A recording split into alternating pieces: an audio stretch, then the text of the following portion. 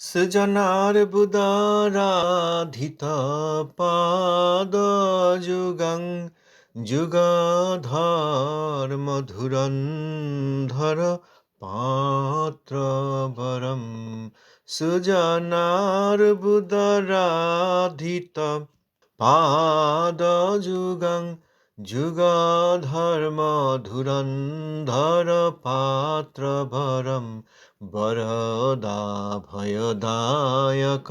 পূজ্যপদং প্রণমামি সদা প্রভুপাদপদম বরদাভয়দায়ক পূজ্যপদং প্রণমামি সদা প্রভুপাদপদম প্রণমামি সদা প্রভুপাদপদম প্রণমামি সদা প্রভুপাদপদম। पतित पावन श्री श्री गुरु महाराज जी की जय। सपार्षद श्री गुरु महाराज जी की जय। सभासद श्री श्री प्रभुपाद की जय। प्रभुपाद अष्टोत्तर शत श्री शिला भक्ति सिद्धांत सरस्वती गोस्वामी ठाकुर जी की जय। अवधूत कुलचूड़ामणि शिला गौर सुदास बाजी महाराज जी की जय। श्री शिला सच्चिदानंद पुत्र ठाकुर महाशय की जय। श्री रूपानुगाचार्य की जय। भजनानंद समागत भक्तवृंद की जय। श्री श्री हरिनाम संकीर्तन की जय। श्री रूपानुग शुद्ध भक्ति धारार भगीरथ श्री शिला सच्चिदानंद भक्त ठाकुर महाशय जैव धर्म पंचदश अध्याय। ব্রজনাথ থেকে কতগুলি প্রশ্ন এবং বাবাজি মহারাজের কাছ থেকে উত্তর শুনলাম। সেখানে শেষ প্রশ্নটি ছিল যে জীবের গঠনে কি মায়ার কোনো তত্ত্ব আছে? শ্রী রঘুনাথ দাস বাবাজি মহারাজ বললেন, না, জীব চিদ্বস্তুতে গঠিত, নিতান্ত অনুস্বরূপ হয় চিৎবলের অভাবে মায়ার অভিভাব্য অর্থাৎ মায়ার দ্বারা পরাজিত হইবার যোগ্য। জীবের সত্তায় মায়া গন্ধ নেই। এরপর ব্রজনাথ প্রশ্ন করছেন, আমি আমার অধ্যাপকের নিকট শুনিয়াছিলাম যে ব্রহ্মের চিৎখণ্ড মায়া পরিবেষ্টিত হইয়া জীব হইয়াছে। আকাশ যেরূপ সর্বদা মহাকাশ, কিন্তু আবৃত হইলে ঘটাকাশ হয়, জীব সেইরূপ স্বভাবত ব্রহ্ম মায়ার দ্বারা আবৃত হইয়া জীব হইয়াছে। একথা কি? অধ্যাপক অর্থাৎ তিনি তো ন্যায়রত্ন, তাঁর কোনো অধ্যাপক বিভিন্নভাবে সর্বত্র যে মায়াবাদ ছড়িয়াছে তার প্রমাণ এইটি। তিনি তার অধ্যাপক অর্থাৎ শিক্ষকের কাছ থেকে শুনেছিলেন যে যেমন আকাশ মহাকাশ অর্থাৎ আমাদের এখান থেকে আকাশ দেখলে একদম ওদিকে সূর্য চন্দ্র তারা পেরিয়ে আকাশের সীমা নেই অর্থাৎ মহাকাশ। এখানে যে আকাশ, ঘরের ভিতরে যে আকাশ, ঘরের বাইরে যে আকাশ, সেই আকাশই পরিবৃত হয়ে মহাকাশ, একদম তারা বেষ্টিত, তারা পেরিয়েও চলে যায়, সীমা পাওয়া যায় না, অতএব মহাকাশ। কিন্তু এখানে যদি একটি ঘটি রাখা হয়, একটা ঘট রাখা হয়, ঘটটা উপুর করে রেখে দেওয়া হয়, তাহলে ঘটের ভিতরেও কিছুটা আকাশ আছে অর্থাৎ ফাঁকা জায়গা আছে। আকাশ মানে শূন্যস্থান, ফাঁকা জায়গা আছে। তাহলে ঘটের মধ্যের যে আকাশ তাকে ঘটাকাশ বলা যায়, মহাকাশ আর ঘটাকাশ। এখন যদি ঘটটা ভেঙে দেওয়া হয় বা উপর ছিল উল্টো ছিল সোজা করে দেওয়া হয়, তাহলে ঘটের ভিতরে যে আকাশ সে আর পরিবৃত থাকল না, সে ওই মহাকাশেরই অংশ হয়ে গেল। সেই রকম আমার শিক্ষক মহাশয় বলেছিলেন, ব্রহ্ম তারই একটি খণ্ড, ব্রহ্মচিৎ আর ব্রহ্মেরই সেই চিৎবস্তু ব্রহ্মেরই একটি খণ্ড, একটি অংশ মায়ার দ্বারা পরিবৃত হয়। যেমন আকাশ ঘটের দ্বারা পরিবৃত হয়ে ঘটাকাশ হলো, সেই রকম মায়া পরিবেষ্টিত হয়ে ওই ব্রহ্মেরই অল্প চিৎখণ্ড অনুপরিমাণ ওই মায়ার দ্বারা পরিবর্তিত হয়ে জীব হয়েছে। অতএব ঘটাকাশ মহাকাশ উদাহরণে ঘটের মধ্যবর্তী আকাশ যেমন মহাকাশেরই অংশ হতে পারে ঘরটি ভেঙে দিলে, সেই রকম অর্থাৎ মাটি দিয়ে তৈরি ঘর, কুমোর যে ঘর তৈরি করে, সেই ঘরটি যদি ভেঙে দেওয়া হয় তাহলে ভিতরে যে আকাশ সেটি মহাকাশেরই অন্তর্গত হয়ে যায়। সেই রকম জীব স্বভাবত ব্রহ্মই। এখন যে মায়ার দ্বারা আবৃত হয়ে রয়েছে, মায়ার আবরণ থেকে মুক্তি পেলেই ঘটের মধ্যবর্তী আকাশ মহাকাশ হওয়ার মতো জীব ব্রহ্মস্বরূপই প্রাপ্ত হয়। অতএব চিৎখণ্ড মায়া পরিবেষ্টিত হয়ে মায়াবৃত হয়ে জীব হয়েছে ব্রহ্ম। এ কথা কি ঠিক? বাবাজি মহারাজ, এ কথাটা মায়াবাদ মাত্র। ব্রহ্মবস্তুকে মায়া কিরূপে স্পর্শ করিতে পারে? ব্রহ্মকে যদি লুপ্ত শক্তি বল, তবেই বা মায়া সান্নিধ্য কিরূপে হয়? মায়া শক্তি যেখানে লুপ্ত, সেখানে মায়ার ক্রিয়া কিরূপে সম্ভব হয়? মায়ার আবরণে ব্রহ্মের দুর্দশা কখনোই সম্ভব হয় না। যদি ব্রহ্মের পরাশক্তিকে জাগরিত রাখো, তবে মায়া তুচ্ছ শক্তি। সে কিরূপে চিৎশক্তিকে পরাজয় করিয়া ব্রহ্ম হইতে জীব সৃষ্টি করিবে? ব্রহ্ম অপরিমেয়, তাহাকেই বা কিরূপে ঘটাকাশের ন্যায় খণ্ড খণ্ড করা যায়? ব্রহ্মের উপর মায়ার ক্রিয়া স্বীকার করা যায় না। জীব সৃষ্টিতে মায়ার অধিকার নাই। জীব অনু হইলেও মায়ার পরতত্ত্ব। তো বাবাজি মহারাজ উত্তর দিলেন, এটা একটা মায়াবাদ। এই জগতে সব বেশিরভাগ মায়াবাদ, সব ধারণাই মায়াবাদ। জগৎ সংসার কোনো না কোনোভাবে মায়াবাদ দ্বারা আচ্ছন্ন।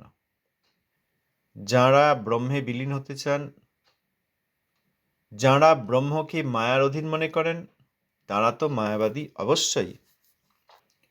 যাঁরা পঞ্চোপাসনা করেন, গণেশ, সূর্য, শিব, দুর্গা, বিষ্ণু, এনাদেরকে উপাসনা করেন এবং তাদের ভোগতত্ত্ব চেয়ে নেন, তাঁরাও মায়াবাদী। এখানে ন্যায়রত্নর শিক্ষক মহাশয়, ব্রজনাথের যে শিক্ষক মহাশয়, পূর্ব শিক্ষক মহাশয়, তিনি যা বলেছেন তাতে মায়াবাদী প্রকাশ পেয়েছে। এই কথা বাবাজি মহারাজ বললেন এবং যুক্তি দিলেন যে ব্রহ্ম তাকে কিভাবে মায়া স্পর্শ করতে পারে, মায়া ছবি কি করে থাকে? ব্রহ্মের যদি শক্তি নেই বলো, লুপ্ত শক্তি, তাও যদি বলো, তাহলেও মায়ার সান্নিধ্য হবে কি করে? মায়া শক্তি এই জড়জগৎ বিশ্ব ব্রহ্মাণ্ডে পরিবৃত, কিন্তু জড়জগতের পরে যে ব্রহ্মলোক, সেখানে মায়ার অধিকার নেই। অতএব মায়া শক্তি যেখানে লুপ্ত, অর্থাৎ ব্রহ্মলোকে মায়া অর্থাৎ এই বহিরঙ্গা মায়া শক্তি লুপ্ত, সেখানে মায়া ক্রিয়া করবে কি করে? যেখানে মায়া নেই, যেখানে মহামায়া এই বহিরঙ্গা মায়া তার উপস্থিতি নেই, সেখানে তিনি কাজ করবেন কি করে, ক্রিয়া করবেন কি করে? মায়া আবরণ করবে ব্রহ্মকে, এই দুর্দশা সম্ভব কিভাবে? যদি ব্রহ্মের, এটা হচ্ছে একদিকে যদি ব্রহ্ম লুপ্ত শক্তি হয়, লুপ্ত শক্তি হলেও সেখানে মায়ার কোনো প্রবেশ নেই। অতএব লুপ্ত শক্তি ধরলেও ব্রহ্মকে মায়া কিছু করতে পারছেন না, কারণ সেখানে মায়ার উপস্থিতি নেই। এরপরে অন্যদিকের উদাহরণ দিচ্ছেন, আর যদি বলো যে ব্রহ্মের পরাশক্তি রয়েছে, জাগরুক রয়েছে, ব্রহ্মের পরাশক্তিকে জাগরিত রাখো, অর্থাৎ লুপ্ত শক্তি নয়, ব্রহ্মের পরাশক্তি আছে, তা যদি বলো, তাহলে বহিরঙ্গা মায়া শক্তি তাঁর সামনে তুচ্ছ শক্তি। অতএব সে ব্রহ্মের পরাশক্তি বা চিৎশক্তিকে হারিয়ে দিয়ে কিভাবে ব্রহ্মকে খণ্ড করে ব্রহ্মের থেকে জীব সৃষ্টি করবে? অতএব ব্রহ্মের থেকে জীব সৃষ্টি হয়নি। ব্রহ্মলুপ্ত শক্তি হলেও সেখানে মায়ার প্রভাব নেই, কারণ মায়ার সেখানে স্থান নেই। আর ব্রহ্মের পরাশক্তি যদি জাগরিত থাকে, তাহলে পরাশক্তির সামনে বহিরঙ্গা মায়া তুচ্ছ শক্তি। অতএব তিনি ব্রহ্মকে খণ্ড করে জীব সৃষ্টি করতে পারেন না। আর ব্রহ্ম অপরিমেয়, অসীম, পরিমাপ করা যায় না, মাপা যায় না, মানে সীমা নেই, অর্থাৎ অসীম। তাকেই বা কিভাবে ওই মহাকাশকে খণ্ড করে ঘটাকাশের মতো জীব সৃষ্টি করা যায় তার থেকে? অতএব ব্রহ্মের উপর মায়ার ক্রিয়া স্বীকার করা যায় না। লুপ্ত শক্তি বললেও স্বীকার করা যায় না, আর পরাশক্তি জাগরিত আছে এ কথা ধরলেও মায়ার ক্রিয়া ব্রহ্মের উপর স্বীকার করা যায় না। অতএব জীব সৃষ্টিতে মায়ার কোনো অধিকার নেই। জীব অণু হলেও মায়ার পরতত্ত্ব অর্থাৎ মায়ার অধীন নন, অর্থাৎ মায়ার উপরে। এরপর ব্রজনাথ প্রশ্ন করছেন, কোন সময়ে একটি অধ্যাপক বলিয়াছিলেন যে জীব ব্রহ্মের প্রতিবিম্ব, সূর্য যেরূপ জলে প্রতিবিম্বিত হন, ব্রহ্ম তদ্রূপ মায়ায় প্রতিবিম্বিত হইয়া জীব হইয়াছেন। এ কথাই বা কি? তাহলে প্রথম প্রশ্নটি হলো এক অধ্যাপকের, যিনি মহাকাশ ঘটাকাশ বলে মায়াবাদের অবতারণা করেছেন। ব্রহ্মকে খণ্ড করে ওই এক একটি ছোট ছোট খণ্ডকেই জীব বলেছেন। ব্রহ্মকে খণ্ড করেছেন এবং মায়ার দ্বারা, বহিরঙ্গা মায়ার দ্বারা পরিবৃত করেছেন। ওটা একটা হলো। আরেকজন অধ্যাপক তত্ত্ব দিয়েছিলেন যে ও না, ব্রহ্মের প্রতিবিম্ব, অর্থাৎ এই সূর্য ওঠে, আমাদের যে পুষ্করিণী, কুণ্ড ইত্যাদি থাকে, নদী, সেখানে ঢেউ হয়, তার উপরে সূর্যের আলো প্রতিবিম্বিত হয়ে চকচক করে, কারণ তাহলে সূর্য প্রতিবিম্বিত হয়েছে, সূর্য রশ্মি জলে প্রতিফলিত হচ্ছে, আমাদের চোখে আসছে, প্রতিবিম্ব দেখতে পাচ্ছি। আর এই ঢেউয়ের জন্য সমগ্র সূর্যকে আর প্রতিফলিত দেখা যাচ্ছে না, সেখানে শুধু চকচক করছে, অর্থাৎ এক একটা অংশ প্রতিফলিত হয়ে আলো দিচ্ছে। আমার একজন অধ্যাপক বলেছিলেন যে ওই জীব হচ্ছে ব্রহ্মের প্রতিবিম্ব, সূর্যের জলে প্রতিফলিত হয়ে প্রতিবিম্ব হওয়ার মতো।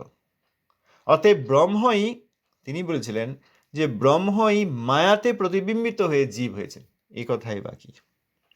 বাবাজি মহারাজ উত্তর দিলেন, ইহাও মায়াবাদ। ব্রহ্মের সীমা নাই, অসীম বস্তু কখনোই প্রতিবিম্বিত হইতে পারে না। ব্রহ্মকে সীমাবিশিষ্ট করা বেদ সিদ্ধ মত নয়, প্রতিবিম্ববাদ নিতান্ত হেয়। বাবাজি মহারাজের উত্তর, আমার আর এক অধ্যাপক যে বলেছেন যে ব্রহ্ম মায়াতে প্রতিবিম্বিত হয়ে জীব সৃষ্টি হয়েছে, এটাও মায়াবাদেরই আরেকটি প্রকার। সূর্য এখান থেকে দেখতে সীমিত, সূর্য প্রকাণ্ড বড়, কিন্তু এখান থেকে আমরা ছোট্ট গোল পাড়া রুটির মতো একটা দেখি, খুব উজ্জ্বল। অতএব সূর্য বড় হলেও সীমা বিশিষ্ট, কিন্তু যার উদাহরণ হিসেবে সূর্যকে নেওয়া হচ্ছে সেই ব্রহ্ম অসীম, তার সীমা নেই। অসীম বস্তু কিভাবে প্রতিবিম্বিত হবে? একটা আকার থাকলে, পরিমাপ থাকলে, সীমা থাকলে, নির্দিষ্ট আকার থাকলে তবে তো প্রতিবিম্বিত হবে। আর ব্রহ্ম যখন অসীম, তখন কিভাবে প্রতিবিম্বিত হবে? আর যদি ব্রহ্মকে সীমা বিশিষ্ট করা হয়, তাহলে সেটা বেদ বিরুদ্ধ মত হয়, বেদ সিদ্ধ নয়। বেদে ব্রহ্মকে অসীম বলা হয়েছে। অতএব এই প্রতিবিম্ববাদ, এটিও নিতান্ত হেয়, এও মায়াবাদ। ব্রহ্মের মায়াতে প্রতিবিম্বিত রূপ জীব, এটিও, এই যে প্রতিবিম্ববাদ, এটিও নিতান্ত হেয়, অর্থাৎ তুচ্ছ, অর্থাৎ বেদ বিরুদ্ধ, বেদ সিদ্ধ নয়, এটিও মায়াবাদ। এরপর ব্রজনাথের প্রশ্ন, আর একবার একজন দিগ্বিজয়ী সন্ন্যাসী বলিয়াছিলেন যে জীব বস্তুত কিছুই নয়, ভ্রমবশত জীব বুদ্ধি হইয়াছে। ভ্রম দূর হইলে একমাত্র অখণ্ড ব্রহ্মই থাকেন। এ কথা কি? এও এক ভ্রম। জীব বলে কিছু হয় না, একটা ভুল ধারণা। যখন এই ভ্রম চলে যাবে, তখন দেখা যাবে জীব বলে কিছু ছিল না, সবই ব্রহ্ম, অখণ্ড ব্রহ্ম। এ আর এক ধরনের। বাবাজি মহারাজ উত্তর দিলেন, এ কথাও মায়াবাদ এবং অমূলক। একমেবাদ্বিতীয়ং, ছান্দোগ্য 6:2-1। এই বেদবাক্যে ব্রহ্ম ব্যতীত আর কি পাওয়া যায়? ব্রহ্ম ব্যতীত আর যদি কিছুই নাই, তবে ভ্রম কোথা হইতে আসিল? কাহারই বা ভ্রম? যদি বলো ব্রহ্মের ভ্রম, তবে তুমি ব্রহ্মকে অকিঞ্চিৎকর করিয়া ব্রহ্ম রাখিলে না। ভ্রম বলিয়া যদি একটি পৃথক তত্ত্ব মানা যায়, তবে অদ্বয় জ্ঞান তত্ত্বের ব্যাঘাত হয়। তৃতীয় প্রকারের মায়াবাদ। দিগ্বিজয়ী বীর, তিনি আবার সন্ন্যাসী। সন্ন্যাসী দেখলেই তাকে অবধূত মনে করতে হয় না। তিনি কি তত্ত্বের উপর প্রতিষ্ঠিত, তার হৃদয়ে কি তত্ত্বের ধারণা আছে, এটি দেখতে হয়। অতএব আশ্রমটা কোনো বিষয় নয়। যাই হোক, তিনি দিগ্বিজয়ী বীর, তিনি সন্ন্যাসী। তিনি বলেছিলেন ব্রহ্ম ছাড়া আর কিছুই নেই, সবই জীব ইত্যাদি। যে জীব ধারণা, এটা ভ্রম, ভ্রম চলে গেলেই অখণ্ড ব্রহ্ম। সেখানে বাবাজি মহারাজ উত্তর দিলেন, তৃতীয় প্রকার, এটিও মায়াবাদ এবং অমূলক, অর্থাৎ এটা বেসলেস, কোনো ভিত্তি নাই। ছান্দোগ্য উপনিষদে যে, ছান্দোগ্যে যে 6:2-1 শ্লোকে আছে একমেবাদ্বিতীয়ম, অর্থ দিয়েছেন এই বিশ্ব সৃষ্টির পূর্বে এক অদ্বিতীয় সদ্বস্তু মাত্র ছিলেন। অর্থাৎ এই বহিরঙ্গা মায়ার ব্রহ্মাণ্ড সৃষ্টি হওয়ার আগে ওই এক অদ্বিতীয় বস্তু মাত্র ছিলেন। তাহলে যদি একমেবাদ্বিতীয়ং ছান্দোগ্যে লেখা আছে, অর্থাৎ তাঁর আর দ্বিতীয় হয় না, কেবল ব্রহ্মই আছেন, আর কেউ নয়। যদি ব্রহ্ম ছাড়া আর কেউ না থাকেন, আর কোনো কিছু না থাকে, তাহলে ভ্রমটা হলো কার? আমরা জীব থাকব, আমরা অজ্ঞ হব, আমাদের ভুল হবে, আমরা ভুল ভাবব, তবে তো। যদি ব্রহ্ম ছাড়া আর কেউ না থাকেন, তাহলে ভ্রমটি করবে কি? তাহলে ভ্রম এলো কোথা থেকে? আর কাহারই বা ভ্রম, অর্থাৎ ভ্রমটা করবে কি? কি ব্রহ্ম ভ্রম করলো? বলছেন যদি বলো ব্রহ্মের ভ্রম, যে ব্রহ্ম ভুল ভাবলেন, ভেবে এই জীবের ধারণা এলো, তাহলে তো ব্রহ্মকে অকিঞ্চিৎকর, অর্থাৎ সামান্য, যার ভুল হতে পারে, তাহলে তো আর ব্রহ্মই রাখা হলো না। যদি ভ্রম একটা পৃথক তত্ত্ব বানা হয়, যে ভ্রম নিজেই ভ্রম করছে, তাহলে অদ্বয় জ্ঞান তত্ত্বের ব্যাঘাত হয়।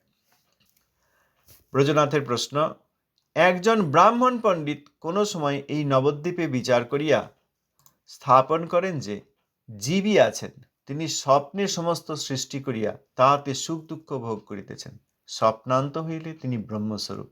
এই বা কি কথা? চতুর্থ প্রকার হলো, তিনি নবদ্বীপের অধিবাসী ছিলেন, তথাকথিত অধিবাস। প্রকৃত নবদ্বীপবাসী নন, ব্রাহ্মণ পণ্ডিত থাকতেন নবদ্বীপে, অতএব নবদ্বীপে থাকলেই বাহ্যত, নবদ্বীপে বাস করলেই এবং ব্রাহ্মণ হলেই এবং পণ্ডিত হলেই তাঁর কথা শোনা যাবে, তাও নয়। এখনো সেরকম হচ্ছে। ভক্ত অভক্ত বিচার নেই, যে কেউ ভক্ত সাজলেই বা ভক্তের মতো কথা বললেই বা এই শাস্ত্রের শ্লোকাদি বললেই ব্যাস, আর আমাদের কোনো দেখবার ক্ষমতা নেই, বুঝবার ক্ষমতা নেই। ব্রাহ্মণ পণ্ডিত নবদ্বীপবাসী, যা বলবেন তাই মেনে নেব, এইটা আমাদের ধারণা।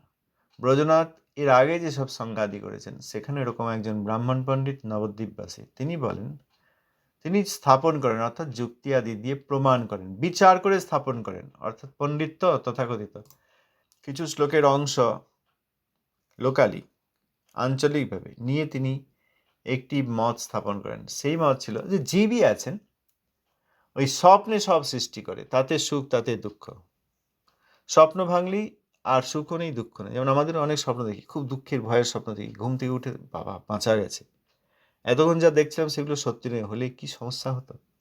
যাক, স্বপ্নেই দেখেছি, স্বপ্ন ভেঙে গেছে, এখন আরও ভাবার দরকার নেই। দুঃখ স্বপ্ন দেখলে। আর সুখের স্বপ্ন দেখলে এত কিছু ছিল, এত কিছু করছিলাম, এখন ঘুম ভেঙে গেল, এগুলো সত্যি নয়, আমি ভাবলাম আমার তো জীবনই বদলে গেছে, এখন দেখছি সবই স্বপ্ন। সেরকম জীব সৃষ্টি করে, জীব আছেন এবং তিনি স্বপ্নে এই সুখ দুঃখ ইত্যাদি সৃষ্টি করেন। স্বপ্ন ভেঙে গেলে তিনি আবার ব্রহ্মস্বরূপ। এই বা কি কথা? চতুর্থ প্রকারের মায়াবাদ। বাবাজি মহারাজ বলেন, ইহাও মায়াবাদ। ব্রহ্মাবস্থা হইতে জীবাবস্থা ও স্বপ্ন এ সকল কিরূপে সিদ্ধ হয়? সুক্তিতে রজত জ্ঞান ও রজ্জুতে সর্পজ্ঞান, এ সকল উদাহরণ দ্বারা মায়াবাদী কখনোই অদ্বয় জ্ঞানকে স্থিরতর রাখিতে পারিবেন না। এ সমস্ত ফাঁকি জীবকে মোহিত করিবার জন্য জাল স্বরূপ প্রস্তুত হইয়াছে। তা জীব আছে, সে স্বপ্ন দেখছে, তাতে সুখ দুঃখিত দিয়ে হচ্ছে, যখন স্বপ্ন অর্থাৎ এই বদ্ধাবস্থা চলে যায়, তখন সে আবার ব্রহ্মস্বরূপ। এই কথা বললে বাবাজি মহারাজ বললেন, এটিও মায়াবাদ। ব্রহ্মাবস্থা, ব্রহ্ম থেকে জীবাবস্থা, জীবের আবার স্বপ্ন, এসব কিভাবে সম্ভব? সুক্তিতে রজত জ্ঞান ও রজ্জুতে সর্পজ্ঞান। রাত্রির অন্ধকার, সেখানে একটা দড়ি আঁকামাকা পড়ে রয়েছে, ভালো আলো নাই, দেখে মনে হলো সাপ রয়েছে, আলো জ্বাললে দেখা যাবে। এইসব যে উদাহরণ দেয় মায়াবাদীরা, ওনারা ওই উদাহরণগুলির দ্বারা ওই ব্রহ্মকেই আঘাত করেন। এই যে বলছেন, কখনোই অদ্বয় জ্ঞানকে স্থিরতর রাখিতে পারেন না, অর্থাৎ তাদের এইসব ধারণা, অদ্বয় জ্ঞান তত্ত্ব তাঁকে অদ্বয় জ্ঞান বলে স্বীকার করেন না। অতএব এই সমস্ত ফাঁকি অর্থাৎ যুক্তির জাল, এইগুলি আমাদের মতো সাধারণ বদ্ধজীবকে মোহিত করার জন্য জাল স্বরূপ আমাদের মনের উপর জাল বিস্তার করে। এইসব উদাহরণ সহজ করে এমন উদাহরণ দেওয়া হয় যেটি যে কোনো জীবের পক্ষে গ্রহণযোগ্য। মহাকাশ, ঘটাকাশ ইত্যাদি। এখানে যেটা বললেন, স্বপ্ন, স্বপ্ন চলে গেলেই ব্রহ্ম। এতে ব্রহ্মের ব্রহ্মত্বকে স্বীকারই করা হচ্ছে না, যে অদ্বৈ জ্ঞানকে স্থিরতর রাখতে পারছেন না, অর্থাৎ ব্রহ্মের যে ব্রহ্মস্বরূপ তাকে স্বীকারই করছেন না, কোনো না কোনোভাবে তাকে মায়ার অধীন করছেন, যে ব্রহ্ম, ব্রহ্ম থেকে জীব, জীব আবার স্বপ্ন দেখছে, স্বপ্ন ভেঙে গেলে জীব ব্রহ্ম হয়ে যাচ্ছে, তাই তো? সুতরাং এখানে অদ্বয় জ্ঞানের যে তত্ত্ব সেটিকে অস্বীকার করছেন মায়াবাদীরা। বিভিন্নভাবে যুক্তির জাল বুনে অদ্বয় জ্ঞান তত্ত্বকে, অসীম ব্রহ্মকে, মায়ার অধীন হন না যে ব্রহ্মকে, অখণ্ড ব্রহ্মকে খণ্ড খণ্ড করার প্রচেষ্টা ইত্যাদির দ্বারা ওই ব্রহ্ম তত্ত্বকেই আঘাত করছেন, এবং বদ্ধ জীব মোহিত হচ্ছে। বদ্ধ জীবের মোহিত হওয়ার যোগ্যতা রয়েছে। এর আগে বললেন যে মুক্ত অবস্থাতেও জীব মায়ার অধীন হওয়ার, বশ্য হওয়ার যোগ্যতা রাখে। অর্থাৎ অনেকভাবে দেখা যায়। এক হচ্ছে জীব যখন এই জগৎ থেকে মুক্তি লাভ করে ব্রহ্মলোকে যান, সেখানে তাহলে মুক্ত হলেন, তো সেখানে তার শরীর নেই, তখন আর তিনি এই মায়িক ব্রহ্মাণ্ডের অন্তর্গত নন, মায়ার অধীন নন। কিন্তু মুক্ত জীবও আবার পতিত হয়ে মায়াবশ্য হয়। ব্রহ্মলোকে গেলেও যতক্ষণ বৈকুণ্ঠে যাওয়ার যে যোগ্যতা, অর্থাৎ ভগবৎ প্রীতি না হয়, ততক্ষণ আবার মায়াবশ্যতা স্বীকার করার যোগ্যতা থাকে। অর্থাৎ সে আবার মায়ার অধীন হতে পারে, পতন হতে পারে ব্রহ্মলোকে থাকে। আবার মুক্তজীব মায়াবশ্য হতে পারে।